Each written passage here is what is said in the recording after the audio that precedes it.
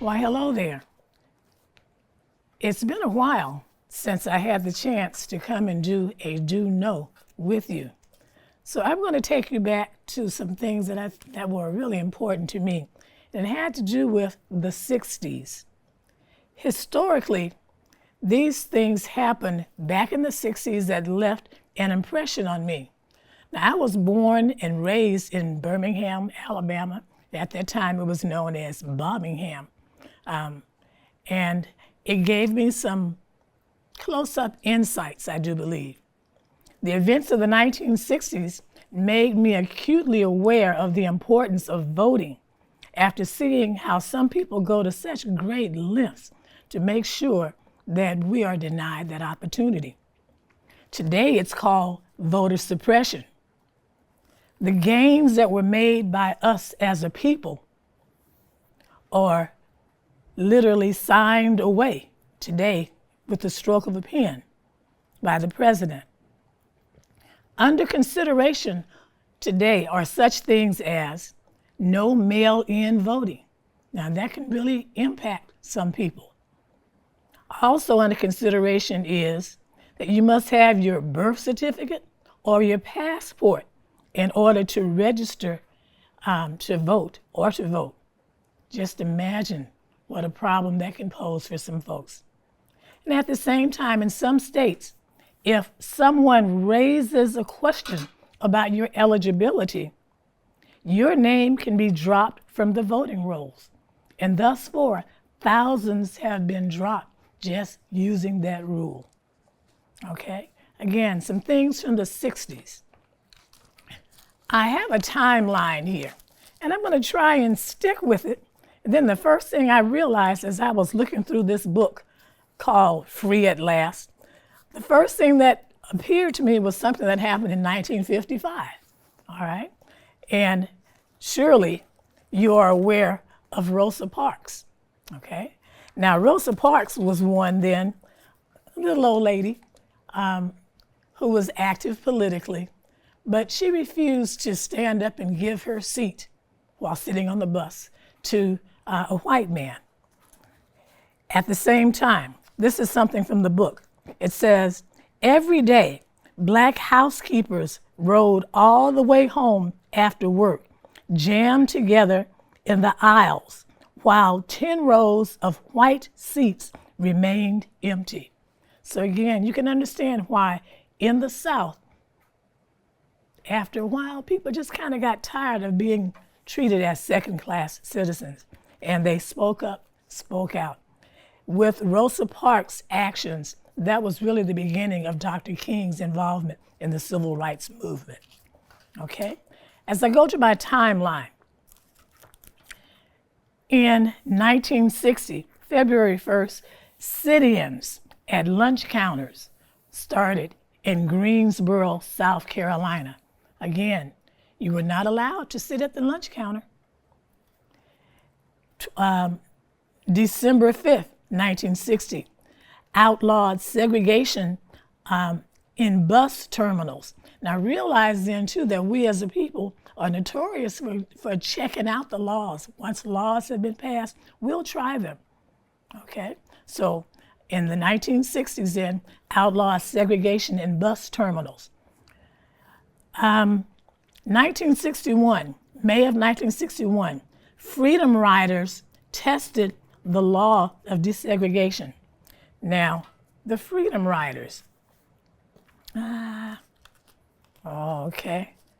I may not be able to just put my, okay, Freedom Riders, all right.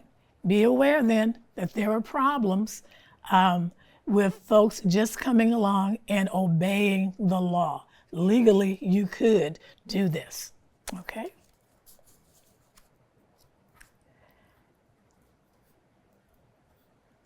I'm at the 60s, but I want to go back. As I look back here, I realize there's something then that happened in 1957 that I want to make you aware of.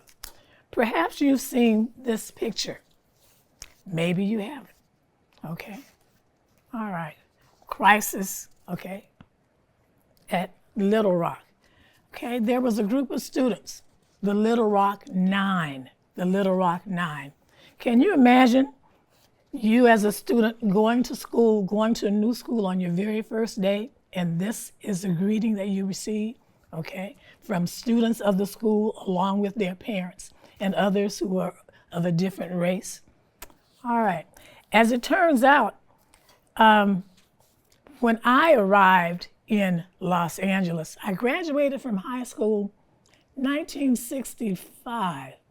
And as it turns out, I graduated that Sunday, and that Tuesday, I was on my way to LA, getting ready to go to college. One of the students that I met was Jefferson Thomas. Okay? Jefferson Thomas was one of the Little Rock Nine. And this is a picture of me and Jeff, okay? And at the same time, let me share with you that Jeff was the very first member of the Little Rock Nine to die.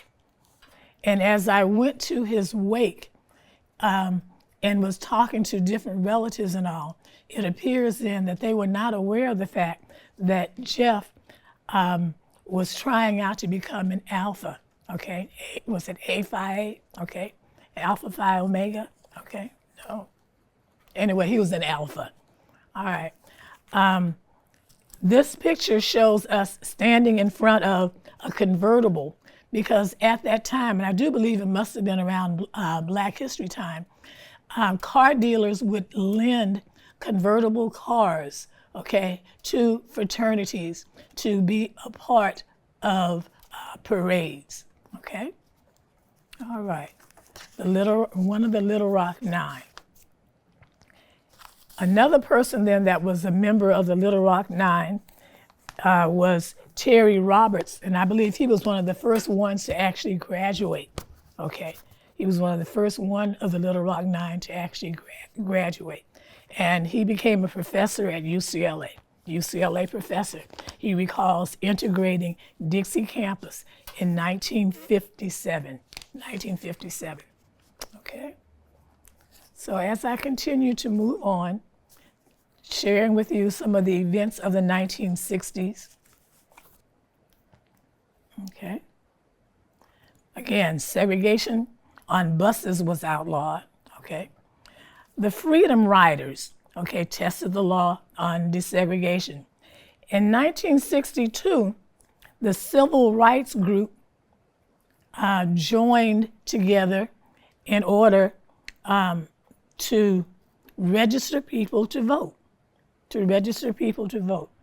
And at the same time, there was rumbling, okay? There was discontent. How dare these Southern Negroes do such thing, all right? Riots erupted in 1963 when James Meredith enrolled at Ole Miss. Again, the nerve of him, all right? September 30th, 1963. May 3rd, 1963, Birmingham police, they attacked children they used their dogs to attack children, and they used the water hoses also to break up demonstrations. I do have a picture that shows that. I'd really like to share that with you because I could truly relate to that. And again, it would hide from me at this time. Okay. Okay.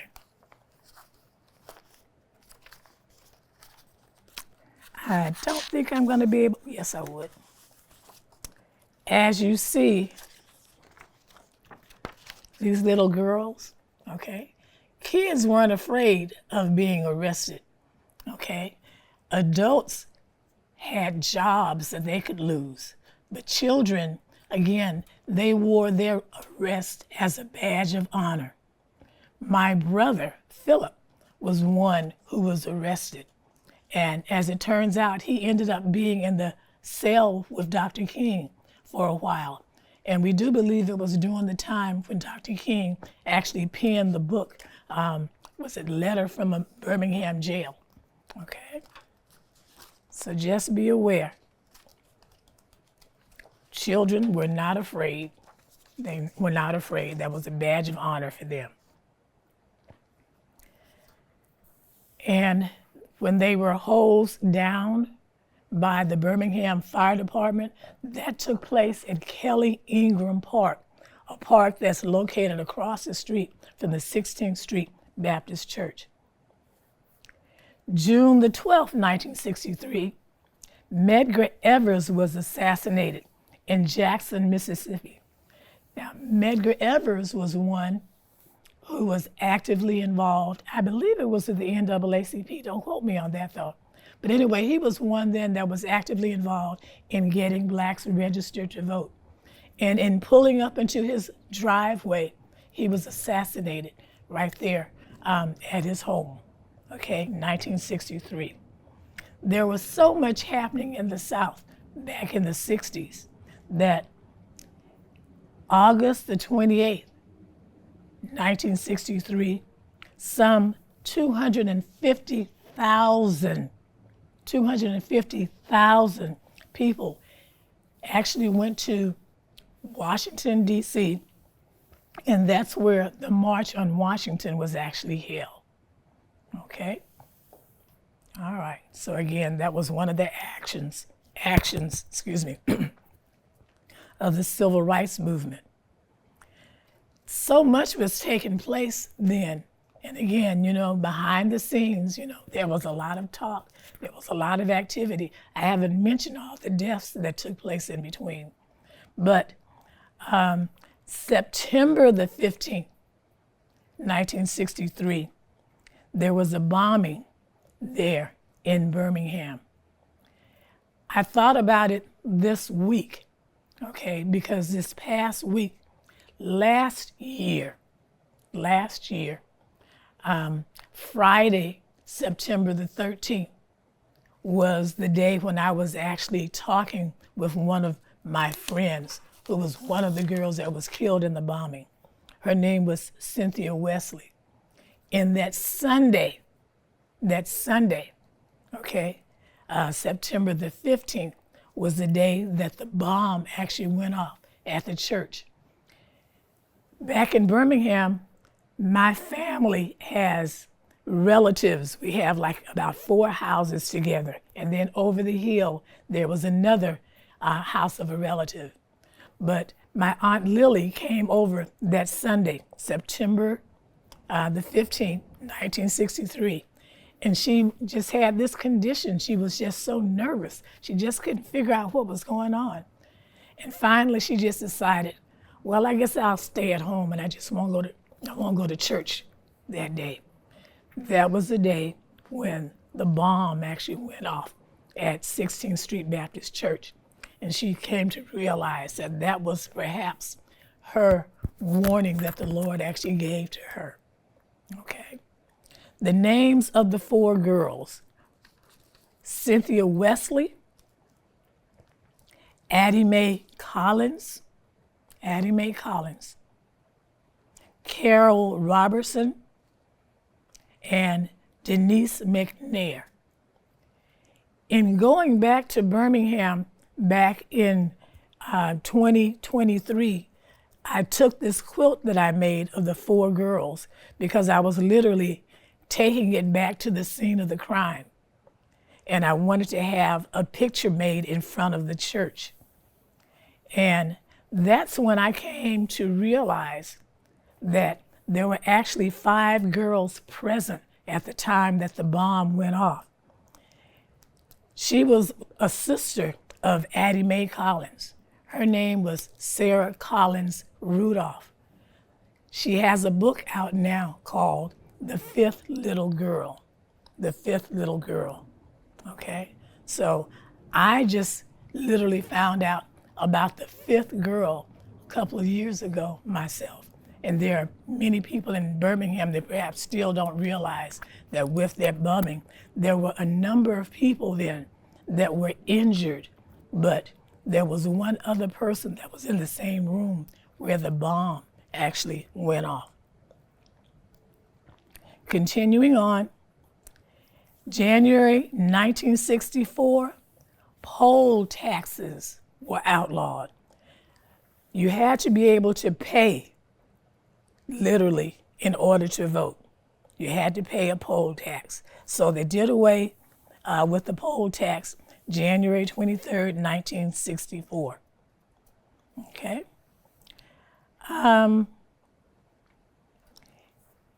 June the 20th, 1964, Freedom Summer was held in Mississippi. There were at least 1,000 college students that went in to hold Freedom Summer Schools, to start Freedom Summer Schools, and to actually register people to vote. At that same time, now again, that was June the 20th, June the 21st, 1964, we have these young men. We have Andrew Goodman, James Earl Chaney, Michael Henry Swarner. They went to a meeting regarding the summer sessions and registering people to vote. They were arrested by the police. The police actually turned them over to some Klansmen, members of the KKK, and all three of them were killed, and they were buried in an earthen grave, an earthen dam. So just realize then that we can register today. We can vote. It really costs us nothing. But there are people who took that job, that took that responsibility so strongly that they literally laid their life on the line. Okay? With so many deaths taking place, July 2nd, 1964, LBJ, Lyndon Baines Johnson, signed the Civil Rights Act, the Civil Rights Act. So we cannot say then that, people's lives, they died in vain. There were some results as a result of people actually putting their lives on the line.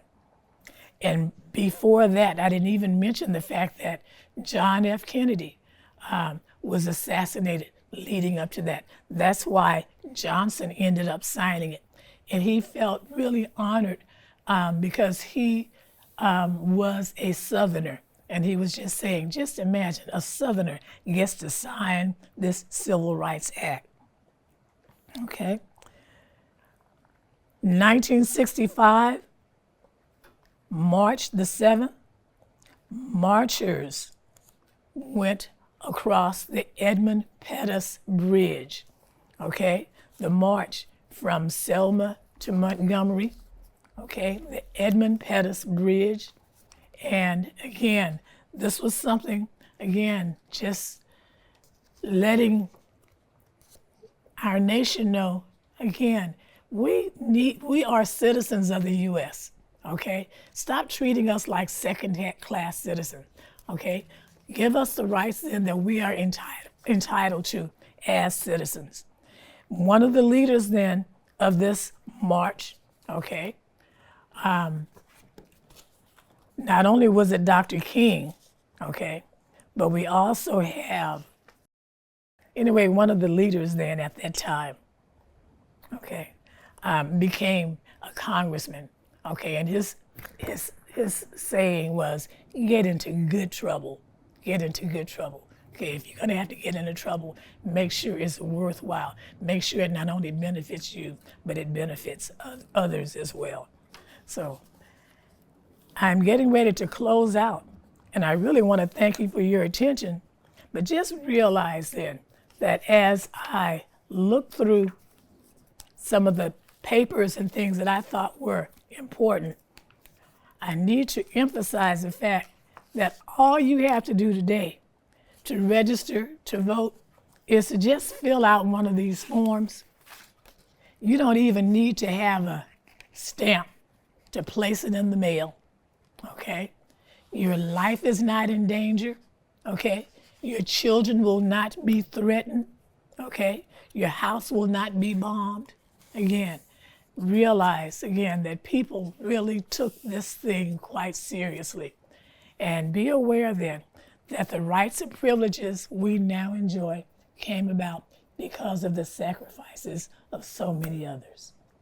Thank you.